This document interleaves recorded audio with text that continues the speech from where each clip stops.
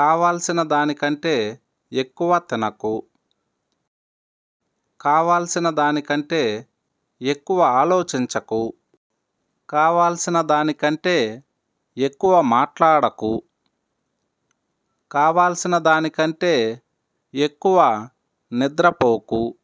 ఇలాంటి వాక్యాలను ఇంగ్లీష్లో ఎలా చెప్పాలో ఇప్పుడు చూద్దాం. దీనికి గాను మనం మోర్ దాన్ ఎనఫ్ను ఉపయోగిస్తాం. మోర్ దాన్ ఎనఫ్ అంటే కావాల్సిన దానికంటే ఎక్కువ. కావాల్సిన దానికంటే ఎక్కువ తినకు.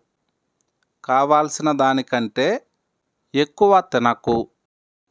Don't eat more than enough. Don't eat more than enough. కావాల్సిన దానికంటే ఎక్కువ ఆలోచించకు. కావాల్సిన దానికంటే ఎక్కువ ఆలోచించకు. Don't think more than enough. Don't think more than enough. కావాల్సిన దానికంటే ఎక్కువ మాట్లాడకు. Don't speak more than enough.